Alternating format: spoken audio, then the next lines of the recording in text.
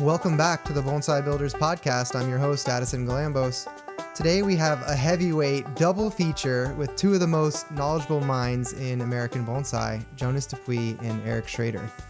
They've been on the podcast before and are two of my favorite people in the Bay Area doing bonsai, so I'm really excited to have them lending their brain power to the podcast to hopefully bring the average IQ up a bit.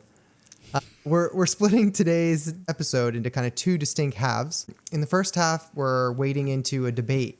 I listened to the Black Pondo podcast recently, and I really loved the episode with Peter T. and Jeremiah that they had recently, and they discussed this idea of like inside out and outside in development. And that sparked a lot of things for me that I wanted to expand on. So invited Jonas and Eric to kind of discuss that, kind of what do we mean by these terms inside out and outside in, and understand the context for these two approaches, try to dissect that. And then in the second half, we're going to kind of pivot a bit into optimizing tree growth and talk about agriculture and water and fertilizer. But instead of it being my kind of amateur approach, wanted to get professional grower and professional bonsai artist kind of point of view on water and fertilizer. So gentlemen, welcome back to the show. Howdy. Professional grower makes me sound so important. Well, you're the closest thing we've got to a professional. I don't know. If you're not it, then I don't know who is, but at least trying to become the best. So yeah, really appreciate both of your perspectives and really excited to chat about these topics with you. I think this is definitely, whenever I started the podcast, actually, one thing I really wanted it to be about was what is just like the hot button topic or like the thing that's taking up mind space for me and my friends in the scene. And so when this topic of like outside in and inside out, almost a little bit of a debate kind of came up, I really wanted to discuss it with you both. So let's maybe start there. I don't know if we want to start maybe with, for folks who haven't listened to that episode of the Black Pondo podcast, which I really recommend you do, maybe we should talk a little bit about like the context of what was said there. So maybe I'll give a little bit of a summary, and then I would love both of your summaries as well, because I think we probably should define what we're talking about before we get into it. But essentially, I think Jeremiah was introducing the topic in as a question to Peter in the context of like Sam Tan had given a lecture, I think, at I forget what convention it is, but some convention where he was talking about like inside out versus outside in as a development technique for bonsai, right? And so the basic premise, I believe, inside out, I think fits very well with how kind of Peter describes his like building development style, where you start at some fraction of the silhouette and you sequentially build these kind of layers of bifurcations until you reach the silhouette of the tree. And then outside in, maybe Sam was using, I think, to describe a little bit of his development style, which is where you might have like with a conifer example, a Yamadori, you might wire out and compress these branches that are way far out into a tighter profile, right? And then maybe you're starting at 80% or 90% or even 100% of the eventual silhouette that you want to get to, and then relying on backbudding and rebuilding the tree from interior growth to get to your ultimate kind of desired kind of product in the end, right? That's like a vast oversimplification, but I'll pause there for a second. What are both of your takes on like where these two terms are even coming from? Because to my knowledge, that podcast was the first time I've heard either of those terms in bonsai, but I would love to hear from you guys. Is there any history to these terms, or do you think they're fairly new? And then how would you describe what they are? Yeah, I'd be curious, Eric, does anything come to mind? Have these terms or analogs to those terms been around a while? I mean, no, I don't think I'd ever heard the terms so much as I think what they're talking about has been around for a long time. And I think that in some ways you could divide it into deciduous and broadleaf development versus coniferous development. I mean, what Sam's talking about, I think, is that if you bend down a branch and you sort of let the tip run and then you get back budding, obviously this depends on the type of tree to a great extent, but that backbudding. If we take redwood as an example, obviously, as soon as you get light in there, you're going to have buds growing from the inside out. But I guess that's outside in, actually. So it's kind of confusing to give it the terminology. I think that, I did actually listen to the podcast with Peter and Jeremiah, and Peter was like, no, it's all inside out. But I would actually challenge that, because I think that he does outside in. So he's taking conifers and he's grafting them on the inside and then so he's going from the outside to the inside and back to the out. So terminologically speaking, it doesn't make a whole lot of sense to me. I think there's a mix of both that are probably best applied to trees. Yeah, I like the way you framed it, Addison. Inside out essentially means you start with a small silhouette and it gets bigger over time.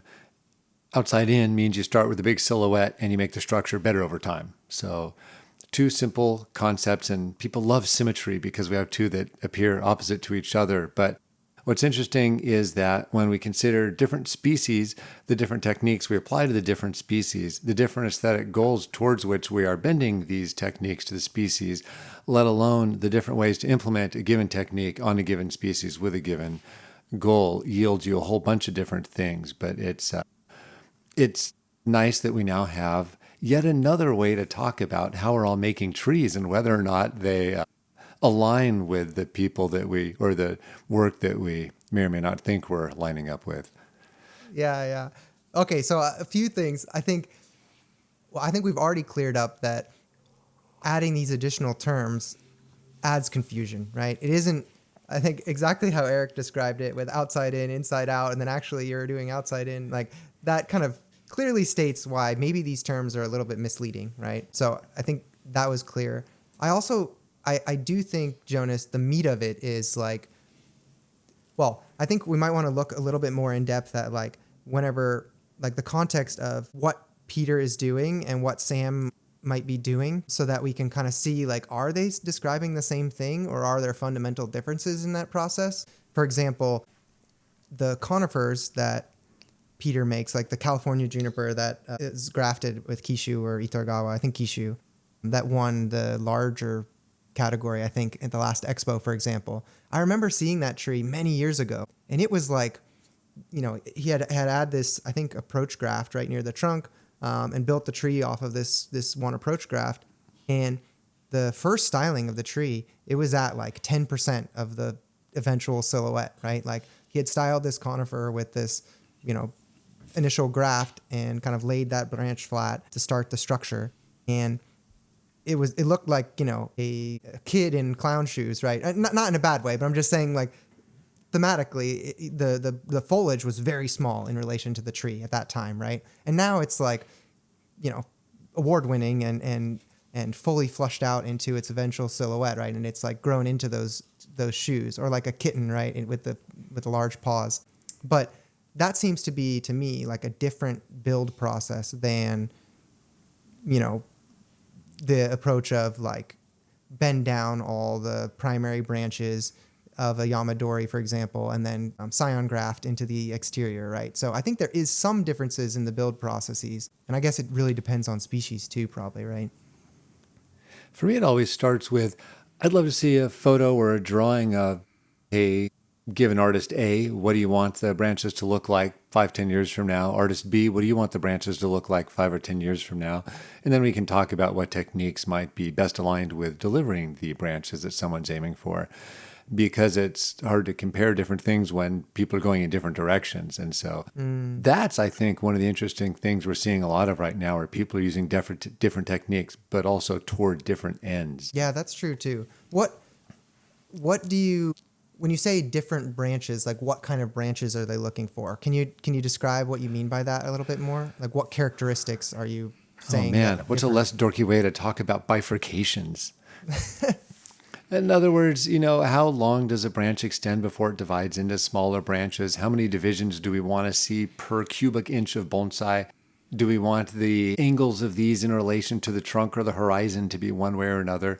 There's a lot of different forms that the given structure of any tree can take. And I think, especially when we talk about redwoods, where we have so many different design directions in which we can go, that it really can lead in a lot of different directions. And this is all in my mind. I was actually just looking at a bunch of pictures of trees from the Chinese pavilion at the National Bonsai and Penjing Museum, and really thinking about, well, where would a line be between bonsai and Penjing, and how much is allowable? And then let alone, how do you develop a given kind of branch structure? And so we see this within just bonsai, let alone more broadly across all of these little mini containerized trees. Yeah, I think it is really difficult to separate, like, people have different artistic goals, right? Like you see Peter's trees, for example, that have, like his deciduous trees, for example, that have this max degree of ramification and demonstration of horticultural and technical mastery to create this really full silhouette, right, in a very tight space. And like that could be a characteristic, for example, of Peter's outcome. And then like Peter's development techniques lead to that outcome, right? And so I think that's a healthy way to look at it in terms of like, you have to keep in mind what your desired outcome is in relation to the techniques that you're doing to achieve it, right? Because not every technique is going to produce the same outcome, right? Now, if you want to add the controversy to that, I think one thing that caught a lot of people's attention in that discussion was about whether or not there's merit to doing it any other way than that, starting with a small silhouette and then going bigger. And I'd say there's all kinds of benefit to making a tree look pretty when you walk away from it. Not everyone has award-winning trees at the ends of 10 to 20-year builds as their goal, nor do I think they should all have that goal. And so that's kind of one kind of off-ramp where you might go one way or another in developing a tree. And I think it's totally reasonable for someone to want their collection to be pretty at all given times. Now, then the question comes up, is there a way to get the structure you want later on? And again, I think you'd have to get down into specific examples before answering that. Yeah. Yeah, that is a tough one. So I would like to dive a little bit deeper into that piece of like, one thing that surprised me was, yeah, when Peter said something along the lines of like, wiring branches in the initial development phases is a vanity, essentially, right? Or done to almost like deceive clients by professionals in some instances, right? Where you're wiring things off. I think in his context, it's like wiring things that you will eventually cut off in the future, right? Which, you know, makes sense to me. Like you don't want to do wasted work, right? But I'm wondering, like, where do you think, like, do you think that is from my standpoint, like, visiting Japan or like seeing professionals' gardens and nurseries, like I see a lot of trees that have been wired in early phases. So I was kind of thinking that might be like the standard approach. But do you think that is driven from a financial or perspective versus a like development process, or like actually necessary for the development process? Or like, what's your take on the idea of kind of like wiring trees early in development and like wiring them completely and having them look good, I guess, for the phase of development that they're in? Man, there's so many things to say about wiring trees in development. That's a really good one. One thing I did is I thought about all of the bonsai magazine articles and books I've read from Japan over the years. And I could think of very, very few examples where trees didn't look good after they were worked on. Silhouettes changed over time. I don't know that outward in or inward out would be useful frameworks for most of the work I saw. Some definitely would fall into maybe one camp or another, but the idea is that when I think of commercial, I actually think there's a lot of pressure to make sure that a tree looks good after you've touched it. And that's a pretty common thing, and I think you can see it in books aimed at beginners or books aimed at much more serious enthusiasts. And again, by books, I mean Japanese books, because those are the only ones I know where you're more likely to see articles that really break down, you know, earlier branch development, trunk development, or kind of canopy development. But there's tons of reasons to wire trees early. How do you practice your wiring? How do you get a sense of balance? How do you know which way you want to go with a design? There's lots of fun reasons to do that. I mean, this is a hobby after all. I would add to that, you know, there's always, I mean, I find myself working on field grown material recently a fair amount, and I tend to cut off all of the extraneous large branches that are not really adaptable. I'm talking about deciduous material, and then wait for the tree to shoot out a bunch of strong shoots. And the shoots are always really way stronger than what you actually want, at least in the situations I'm talking about. And so I tend to thin them out wire them out. And I really know in my head that I'm probably only going to be using the first inch or two of those branches.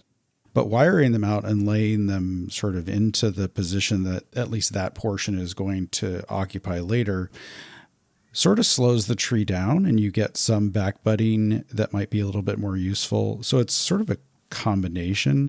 If I just go and cut those back to say like 1 leaf or 2 leaves, then the pruning reaction is different. So I think that there's so many different ways to approach it. And I would note that Peter really likes large primary branches, and he will tend to have a very large escape branch coming off of a wired branch on the primary branch of some trees. In my mind, it stands out from oak trees like cork oaks and other evergreen oaks, but that's another way that wiring the primary branch and keeping at least some portion of it makes sense early on in the development of the tree. That's one of my favorite examples is just what Eric said is if you cut everything back small and you keep everything small, you end up with 10 times more shoots than you want that you have to remove later. And the idea is to bleed off energy and get weaker growth that's going to give you those shorter internodes.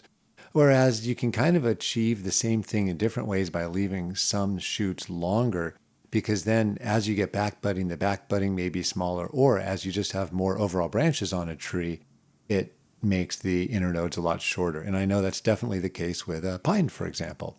And so depending on the size of the tree you're working with and the structure and density you're looking for, there are lots of different ways of doing it. And in that, I would say most people align pretty well. You kind of need more than you want to end up with in earlier stages of development if you want the internodes to be small.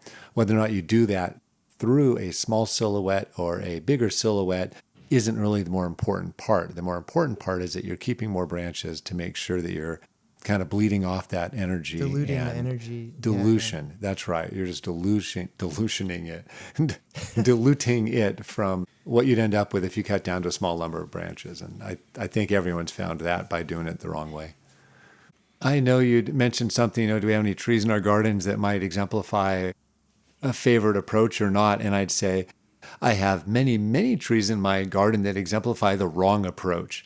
And that would be, I have many trees, and I think a lot of people might find this a familiar situation where if you do all the pruning and cutting and you make lots of things really dense, but you never take the time to wire stuff down, you actually create bad structures and bad balance. And that even if you're doing inside out, if you're not wiring stuff down along the way, you're essentially making stronger shoots stronger, weaker shoots weaker, just based on what's oriented upwards and or receives more light. And so the most important thing is that whatever approach you're doing it in light of your goals, kind of step by step.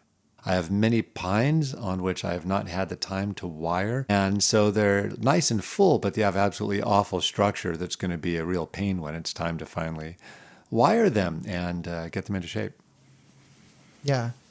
So Eric, I think at the beginning you mentioned something about like inside out being reminiscent of how you think of deciduous development, and then outside in being kind of typically associated with coniferous development. Can you kind of go a little bit more into that? And like, let's talk a little bit about how development techniques might be different canonically between conifers and deciduous, or even like redwoods and pines or whatever, right? Whatever species have. I know we can't go into every species, but like it would be cool to kind of talk a little bit about like which development techniques are standard for based on species, if there is any kind of standardization. Sure. So I'll pick a somewhat non-standard species, which is limber pine. And I actually have one that it's a collected tree from Wyoming, and the first styling, basically, because it's in the white pine family, there's nothing moves quickly. And so the first styling is essentially, well, I have all of these branches. Each one only has one tuft of foliage at the end. And so we're going to pretzel this around and make it vaguely look like a bonsai. From that point forward, you start asking yourself the question, well, how can I make this better?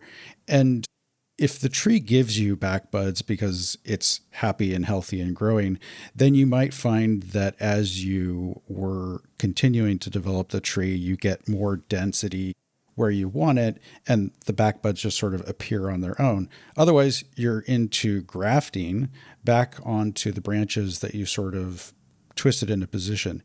So to that end, I would say that when you're working with coniferous material, even if you have to go to the extreme of grafting back for density purpose, and I don't mean for changing the foliage, I just mean you can't get a back bud where you need it, so you take one branch and graft it onto another. You have to make sure that what you're doing still makes sense in the end. So I wouldn't want to go pretzeling around a bunch of branches if I don't actually want them in that position. But I do think that, that model of adapting the existing branches to a vaguely bonsai shape and then improving from there is completely valid. And with deciduous, I think the challenge is that, one, there are Yamadori deciduous out there that we could be collecting and using, but the majority of the material is coming from field grown or imported or something like that.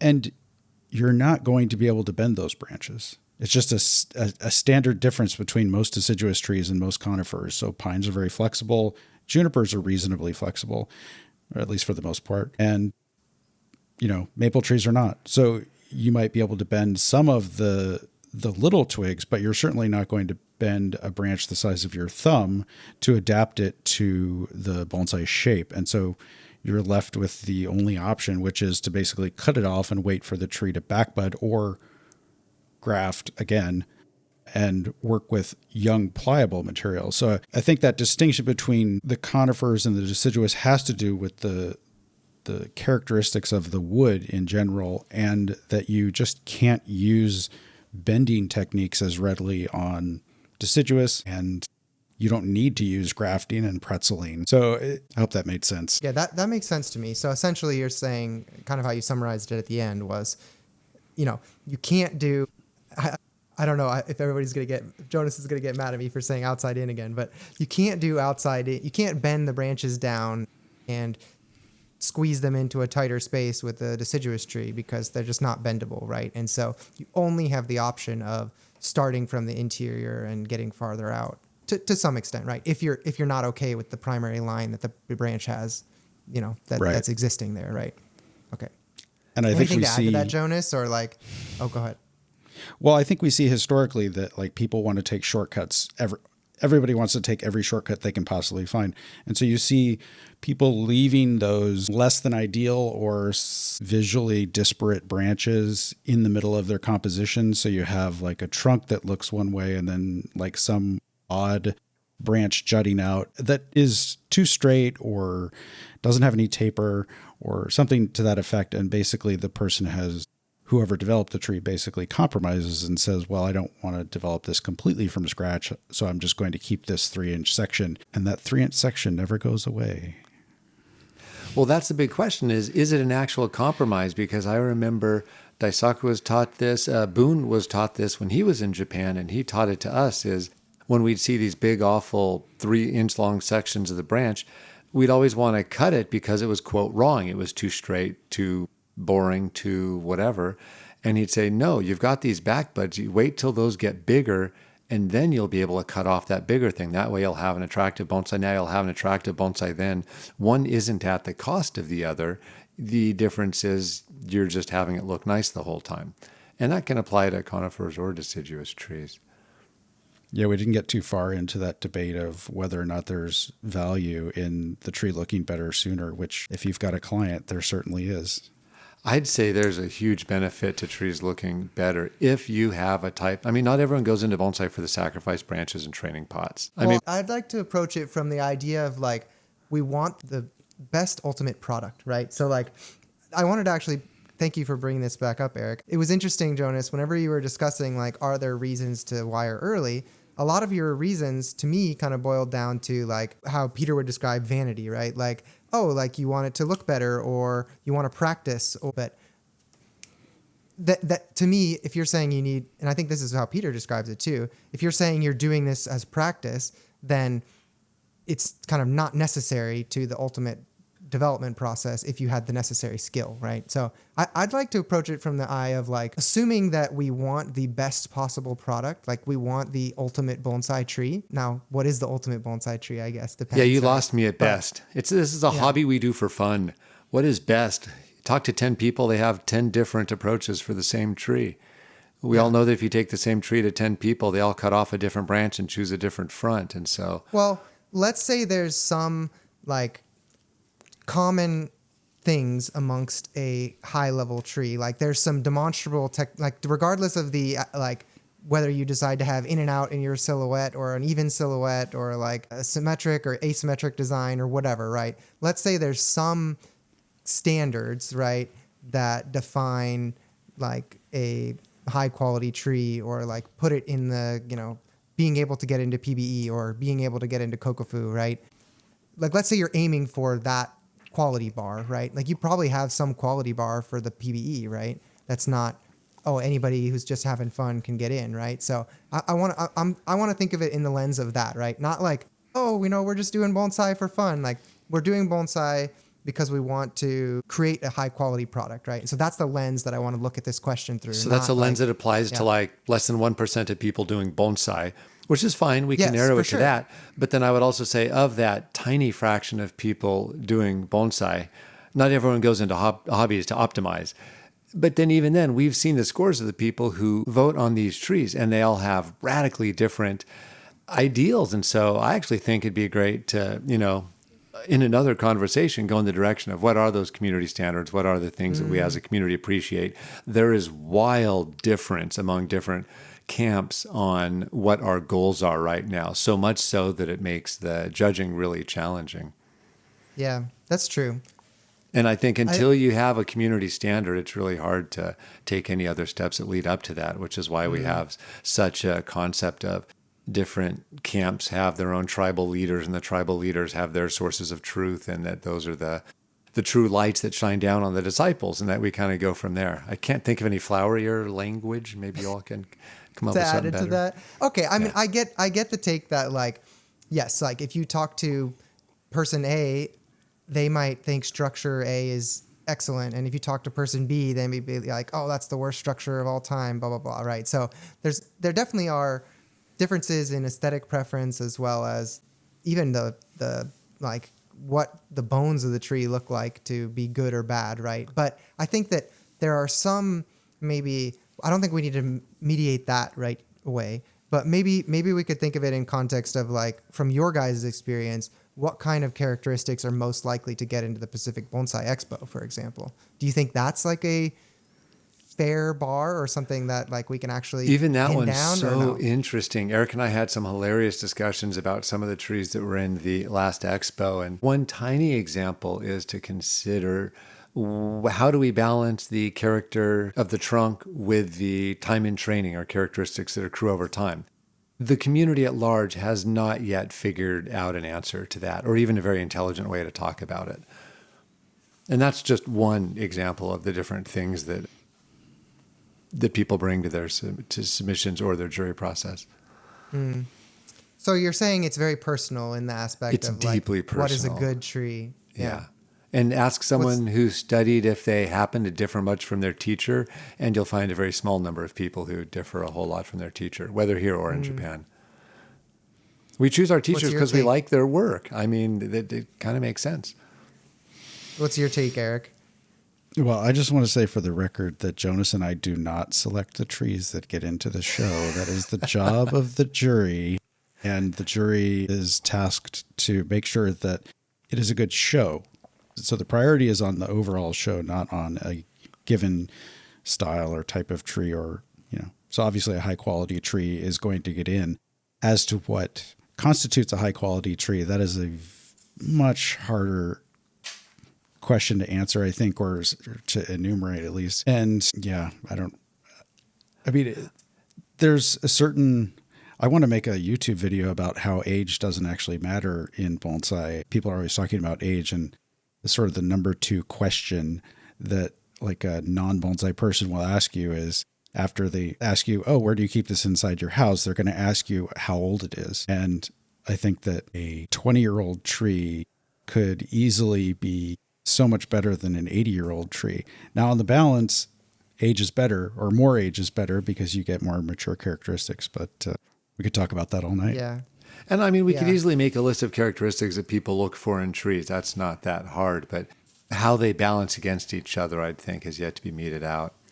And what, Eric, you were just saying reminds me of what Ryan will talk about: perceived age versus actual age, or, apparent age versus actual age. And we're definitely more concerned with how old something looks or feels as opposed to how old it necessarily happens to be. But the age of the trunk versus age of the branches or time in training, you got any suggestions for us on that one? Well, I mean, I kind of take this as a given, but I realize that this is very personal, obviously. I think that, like, what I find impressive is things that are difficult to do, right? Mm-hmm. So whenever I see Peter's, like, the degree of ramification in his trees, for example, right? Like the density of the tree on his hornbeam, for example, right? I go, oh, that isn't something that somebody can do easily or quickly. And so that has value in that the ability to do it is not something that just happens, right? So, like, the grasp of horticulture and the mastery of horticulture and the application of technique over a long time period, like, to me, it's like, okay, that is a long-term plan and vision that kind of exemplifies bonsai. And like that I guess is like the personal side of it, right? And I would say, like, to me, that's a similar feeling that your pines evoke for me, right? Where it's like, hey, this is something that's been grown intentionally for 20 years from seed, and you get this product because you had that long-term vision, right? So I think there's like hey, this is difficult to do. And one side of that is like the technical and horticultural side. And then I think there's also this aspect, and like this is something that I see in like Sam and Ryan and Adam's work, where, and I'm not saying each side doesn't have both of these. When I see a initial styling from Ryan on a Yamadori juniper, like the manipulation that he's able to do on the branches, and then the just like feel that's evoked by the kind of unevenness in the silhouette, as well as the kind of, visual interest of the design, like those are also things that are not, like, you have to be able to artistically envision and execute on that. And that's also difficult to do. So I think of those things as like the level of sophistication that's displayed in the outcome as value, right? And so that comes in a lot of different forms, right? But to me, that's valuable. When you just put your finger on two really big ones. I want to see how Ryan's wonderful designs age over time, and I want to see how the carefully constructed atomistic approaches evoke the same beauty and feeling. Both are required in both cases, and I think it's really tricky to do both. So I guess then I would like to get your thoughts or your statement on, like, wiring trees in the development process. I think for conifers, I often see Peter only wire the primary structure and not wire the secondary or tertiary structure during the initial setting of the tree. And that's different than the process that I'm familiar with. So where you would wire the secondaries and tertiaries, intending to keep a majority of them, right? Like, you might end up cutting off, 20% of them or whatever in subsequent stylings. But I'm curious on your thoughts on that. Okay, I'm going to throw you a curveball, I think, maybe. The whole concept of styling is something that I struggle with, in the sense that if you're working on a tree over time and you do things over time, and so I think I build a lot of trees from scratch. And so the whole idea of a styling or a demonstration on styling is sort of a little bit weird to me. Like, I think, like, if you are having to style something, you've missed a step, or you've lost an opportunity to make the tree more interesting over time, because you just sort of let it grow out and do its own thing.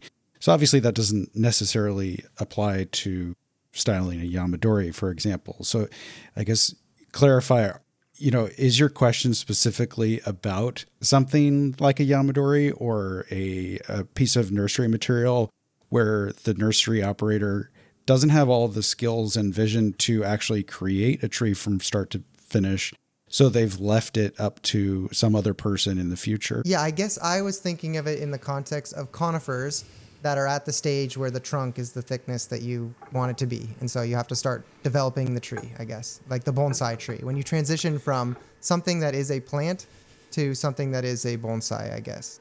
And maybe that's not the right way to think of it, but that's like the context in which I was thinking of it. I would think of like the first styling on a nursery stock tree that is done growing the trunk as a conifer similarly to a Yamadori, but I might be wrong there too. So I don't know. What are your thoughts on that? Well, that's what I'm saying is I'm sort of rejecting that entire idea as the ideal scenario. So if you have nursery stock, quote, you have a piece of material that somebody has grown, but they've left it to become something that was not intended, right? So they've allowed it to grow out. Well, was that growth for a purpose? Or was that growth just because they had it sitting there and they didn't know what to do with it? So my point is that with nursery stock, as you're describing it, that for the most part, the people that have been doing this growing historically, at least in the United States, they're not actually intending on a particular vision for the tree. They are literally doing something with a plant and then expecting somebody else to make a bonsai out of it in the end. So the lack of intentionality in the middle is the thing that I sort of take exception with nursery stock. And, you know, you can't take the same you can't have the same objection to Yamadori because obviously there wasn't a person involved, but there's a person involved in choosing the tree. But as far as the legginess or whatnot is concerned, you don't have control over that. So I don't know how to answer your question because So are you saying that like the development process on a Yamadori conifer is different than nursery stock? I'm saying there's no such thing as nursery stock is basically what I'm trying to tell you. Okay. So I have the exact same response in that somehow for the first 20 years I was in bonsai, there was the concept of an initial setting, let alone a secondary or tertiary setting. Like those are just absolutely absurd ideas because why would a tree exist that has all the branches I want to work with to create the design I have in mind for it? Whether it was dug up from a garden, grown at some lot somewhere, or dug up from the mountains, the idea that I'm going to have the components I want to work with to execute my vision I just don't get it. And I think that's really what's behind so much of Peter's design. And I think people that have great technique and vision and don't mind working with whatever their starting point is, that is a much, much faster way to come up with something that looks like a bonsai. And to realize that, you have to let go of many, many classic kind of bonsai design tropes. But it just, it wouldn't occur to me that why would I limit myself on any given day of any year to whatever branches I have as opposed to what could be built over time? Got it.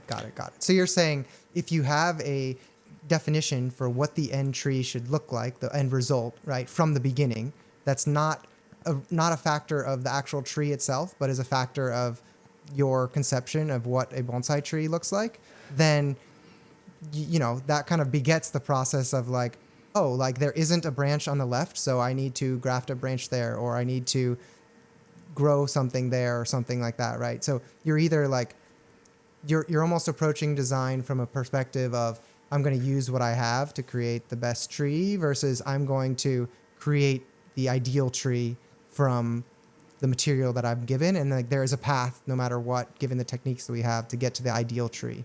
Well, right? So all of the artists are going to tie one of their arms behind their back. Peter's going to tie an arm behind his back and say, I don't have the branches I need, so I'm going to build them for the next 10 years. And so his liability is it's going to be 10 years. Ryan ties one arm behind his back by saying, I have to make a tree look good right now, so I'm going to avoid waiting 10 years for the branches I want. And I'm going to squeeze as much beauty out of that as I possibly can today. And so they're just different ways of approaching material where one you sacrifice time, one you're just kind of walking a different path. And that's why they're both kind of antithetical to each other. But I would say it's funny when you look at how bonsai has been practiced for a very long time in Japan. There were never such rigid ways of thinking about things. And even going forward, I don't know that I'm going to use terms like inside out or outside in because I'm not sure that I often feel like, we're at a crossroads here and we need to decide, are we going to go outside in or inside out? And I haven't yet found a case for that. So that almost guarantees it'll happen as soon as tomorrow. But Well, I think I just want to give an example of like what I'm talking about where neither of these things are optimal. And that is Ebihara's work is reasonably well known. He basically, designed from the beginning, like I think it was some kind of engineer. So he's designing a process where from the very beginning, he is creating a tree in exactly the shape that he wants. There's no, I found this trunk and now I'm going to graft branches on it in the place that I want. He might change his mind. And actually, that's something that I hadn't mentioned is like in developing material from scratch, sometimes the material does stuff that you didn't expect or that you change your mind because it got better for some reason. But his overall approach, Ebihara's overall approach, was to basically engineer the tree into existence in exactly the shape that he wanted it to be. And so this concept of a styling is nothing that he would ever even consider because it's just a one step, okay, this week I'm doing this week I'm doing that, or I have to manage the growth on this sacrifice branch because I need that branch to get stronger or something like that. So like I said, with Yamadori, you don't have that ability so much, although you could argue that when you graft back Yamadori, you're doing almost the same thing. Yeah. So the concept of a first styling, a second styling, a third styling for non-Yamadori, I think is it's a mistake to think of it that way, I think. Makes sense. Okay, so I'm beginning to understand what you guys are talking about, and that makes sense. I think to me it's more of like, are you open to making the best design for the tree versus are you trying to impose your vision on the tree of what it should look like, right? Those are the two pathways, right? Having a somewhat unique output versus a more templatized or standardized output, right? Not necessarily. Or at least you're going to keep applying technique to the tree in one avenue until it has become your ideal outcome, right? You're like driving towards a finished vision from the first step. And you might change your mind, but like you're always doing things in the context of like 20 years from now, the tree should look like X, right? I mean, no. You don't think so? Well, when you described Ebihara's technique, right, you're saying when he starts the tree at year 1 of 30 or 20, however long it takes to develop that deciduous tree, like he knows what the outcome will be, right? And so he is going to, if he grafts a branch and it dies, he's going to regraft that branch because he needs that branch there because he already knows what the tree is going to look like, right? Well, I think that he's using a set of techniques where the tree is sort of coaxed into existence. That doesn't mean that at the beginning of the process, he actually knows exactly what it is going to look like. But using the techniques that would create the type of tree that you want. So, I mean, in our last discussion, Addison, we talked about batching, and you were asking how many trees do I need if I want to have 2 perfect Shohin junipers? How many do I need to start with? That's a hard question to answer because it depends somewhat on your skill, somewhat on the techniques that you're, and also on your definition of, perfection or whatever the adjective you used was. So I think that if you start a bunch of trees, and Ebihara obviously didn't start with just one tree and wire it and wait 20 years, you have to do all of these things simultaneously. You're sort of, each time you work on the tree, you're coaxing it in the direction that you think will make it more interesting or that you think is something towards the shape that is your ultimate vision. So I think the vision at the beginning and throughout much of the process can be relatively blurry. You're not really seeing exactly what the end product is going to be because so many pieces are still missing that, you have to just kind of flow with it. But what I like to say is that I'm adding interest to a plant. And that's, again, back to the juniper thing, because the only tree that I've gotten anywhere with in terms of Ebihara's maple techniques is maybe somewhere in the order of 12 or 14 years in. And it's just like what he did in the sense that once I've set the trunk structure for that maple, it doesn't change. I can't change it. And I can't change the branch placement afterwards. Whereas with a juniper, I could change all of those. Well, not all of those things, but I hope that makes sense. That actually keys right into what Michael Hagedorn always said, which is that when you touch a tree, you want to give it good information. It's not that you're making a decision or that you know what the final end point is, but that when you work on it, you're giving it good information. Maybe you don't have all the answers, but you know that this kind of approach is more interesting than that kind of approach. Well, I would say, I mean, I don't know that, I mean, I'm not an expert in Ryan's approach, but I would push back a little bit on the idea that, you know, he's just trying to make the tree look good instantly, like instant bonsai. I think that, but that's all he can do.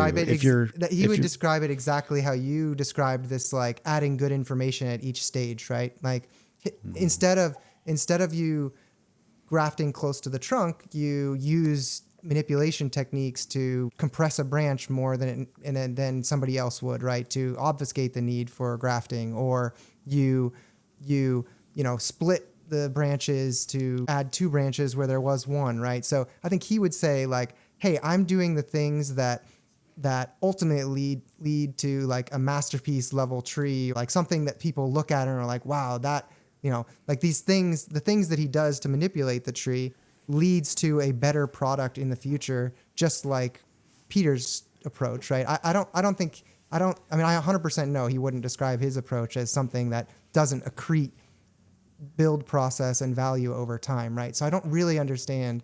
Well, I don't think anyone's saying it that way. Okay. Yeah, no one's saying it that way. And I also don't like putting words in other people's mouths. You know, Peter will do a great job talking about what he does. Ryan will do a great job talking about what he does. Yeah. Funny that we're talking about people and not trees. And I think that's one way in which the discussion can go awry pretty quickly. Sure. You got to figure that over some period of decades, if we all think that if good technique being applied over very long periods of time is a good thing, wow, you're just counting a lot of touches on a tree. And so counting individual touches gets kind of funny after a while. The way I've always looked at it is put any tree at any stage of development in front of someone with a lot of technique, and they'll move the tree on to the next step. And so there's just lots of next steps. That next step might be grafting, it might be repotting. It might be an opportunity to give shape to all of the primary branches, but there are a lot of different next steps at every last conceivable stage of development. And sometimes that's going to be radically informed by a clear vision. Sometimes it won't. I'd say I guess the question is like, at what point in a development process is styling the tree appropriate? I don't know that it ever isn't, but you could also just say, well, what do you mean by styling? I'd say most people have a pretty good idea of where they're headed with a tree just based on what the trunk has to offer. And so it's typically going to give you some clues about how wide you want the tree to be, how tall you want it to be, maybe what sides or features you most want to show off. Once you have a trunk, that's going to be kind of where the design keys from. And then based on, you know, what you want to do with that, then you're going to take whatever that next step happens to be based on what branches you have available to work with. And you're either going to limit yourself to existing branches, or you're going to limit yourself to however long it takes to create the branches you want to get. Makes sense. I don't think that... Go ahead, Eric. Well, I don't think that the whole idea of a styling being like an instant bonsai thing is I hope not what I was conveying, because a first styling of a Yamadori is, you know, in some ways a transformation, but it's also just a first step, or it's a step in the process, as Jonas was saying, because maybe before you did that, you had to do a repotting, and obviously the tree was collected before that. So there are many steps in making a good bonsai, and wiring out a conifer that has never, had any sort of manipulation to it is certainly a valid step in creating a good bonsai. We see many, many trees where that is, if not step one, it's, step 3 or whatever. And some of those trees might hands down beat trees that we grew from scratch in a judging. And I guess it depends on who the audience is and what the criteria are, but that's outside the scope of this. Makes sense. So I did want to ask a little bit about, let's kind of broaden the context a bit. I liked your comment earlier, Jonas, that people often build their trees like their teacher built their trees, right? If we look at Peter describing his build technique, and I think, did you actually study at Aichien for a period as well? Mm-hmm. Okay. I would love to get your impression of how Mr. Tanaka talks about his build process and I guess even whether or not you think that Peter's build process and tree design is similar, or like how it differs from what you saw at IGN. Would love to get your impression on like taking it one step back, Peter describing his development technique on this podcast as well as Jeremiah's, and like how you think that relates to Tanaka-san. I think the best teacher. way to learn about what happens at Aichien is to go back and read all of Peter's original blog posts. When Peter was studying in Japan, he did a fantastic job of documenting step by step what he was working on. And there were several batches of trees that just provided such good learning opportunities. There was a large batch of trident maples that were in these kind of early middle stages of development that were a lot of fun. If you look at the refinement techniques that were happening on some of the mature maples then versus, more like now, the techniques you'll see Seth using on those trees, the techniques have differed because the trees are in different stages. And so based on what any given tree requires at a given time, you're going to get different techniques. One funny thing about Aichien is I remember in the brief number of years from when I was there to a subsequent visit when Juan Andrade was there, the garden was radically different looking. I mean, there might have been between 50 and 100 more junipers than there were when I was there. And that was a reflection of what the people currently working there wanted to work on. And we actually had this furiously fast discussion for hours about tree health and garden direction. And so there's a lot to say, but in terms of specific builds, it's more like, well, we've got these trees, they need this next step. And for the tridents, that meant a lot of shearing, create a lot of branches, keep the overall growth in check and the internode short to give them the ability to create the structure they wanted to see down the road. And I think that was possibly one of the germs of what ended up becoming that inside-out approach, because it's a neat way to create a complex structure that's not overly manicured. Do you think, I guess I'm trying to understand, like from my perspective at least, from going to visit gardens in Japan, when I go to Aichien, I see different looking trees than when I go to Kimura's or to Shinji's, right? And so I'm just curious, like, do you think it's valid to say that they probably have different build techniques and different ultimate aesthetic goals across different gardens in Japan? I think that's very true. I also think it's true that all of the people you just mentioned buy and sell a lot of trees with quite varied histories that came from any number of places over the time. And I'd also say that they do less than 5% of the work on their trees because it's done by whichever country happened to sacrifice their young to the apprentice program, Hunger Games style. Yeah. Well, the tributes. Yeah, sure. But I mean, ultimately the products that come out of their garden are like their responsibility, right? Even if their apprentice is doing it, but yeah. Well, the other thing I'd say is that I've seen some of those gardens change radically over time. Ryan's talked about this a lot at Kimura's garden. You see different kinds of work. And I remember my first couple visits to Kimura's garden in the late 90s and not much later, there was radical difference in technique from tree to tree to tree. The concern was very much more on make an awesome trunk and give it a silhouette than it was focused at all on branch structure. Like that was just not at all the concern.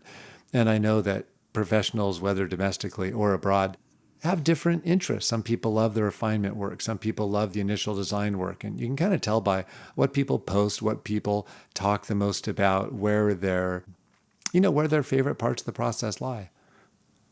Yeah, makes sense. I know that doesn't answer any of your questions at all, but I do think it's worth considering some of those complexities because I think that's what makes it so fun to visit. And I know the gardens that we've been to offer a great variety. But just knowing how often trees change hands and who does what when is one of the things that makes trees have such really neat character over there. Yeah. I think it's just, the reason I was asking is because I think like we often kind of talk about trees as like Japanese or not Japanese. And, I think it's difficult to say what is a Japanese tree and what's not a Japanese tree, right? Ultimately, we're almost all using Japanese derived techniques, right? And like the aesthetics are roughly Japanese, but I think, you have to kind of think about as well, there's not a monoculture of aesthetic in Japan either, right? There's different outcomes and different looking trees. Yeah, and that doesn't mean we can't recognize the work from one person or another, but to give one tiny example from Aichien, and this was a good one, Peter and I spent the better part of a week at an exhibit that had a lot of black pines in it, and we had to keep ourselves occupied during that week, and one of the topics that came up is there were multiple ways of creating branch pads on Japanese black pines. And Peter had asked Tanaka, I think this was all written in one of Peter's blog posts, good article. And he said, why don't we do all the pines this way? Why do we have to do it these other ways? And what he said is, well, just because there's different ways of doing something doesn't mean that one's better. And Tanaka said, I happen to like this approach, but if someone spent the last 20 years using this other approach, it would be silly for me to cut that all away and start from scratch. I can make that tree much better by working within the vein that tree's already been developed in. And furthermore, maybe the customer likes that other approach better.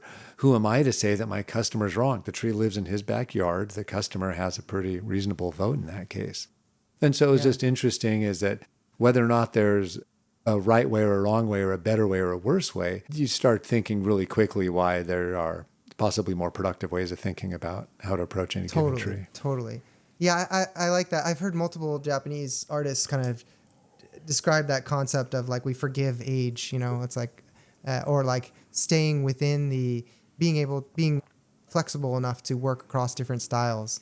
I liked you did your podcast with the curator at the National Museum, I believe, recently, and you talked about your being impressed by their ability to take forward the vision of whatever artist did work on the tree, as opposed to instilling their kind of template across all the trees at the collection, which I thought was a cool idea or a cool skill to have developed there.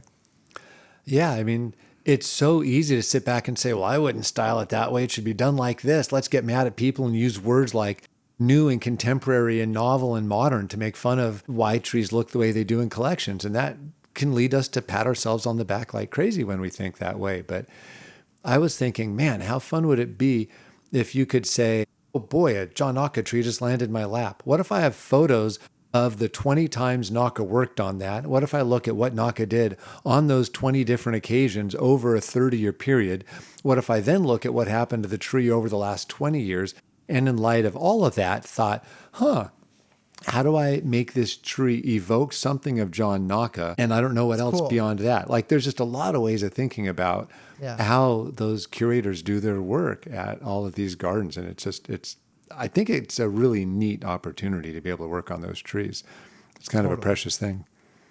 Yeah, very cool. I really appreciate you both kind of diving into this topic. This was really helpful. I think we've decided what words we're not going to enter into the zeitgeist. But yeah, ultimately, I think it does come back to, what ultimate product you want to get. And there's lots of ways to get from point A to point B, right? So there's not necessarily one more valid than another.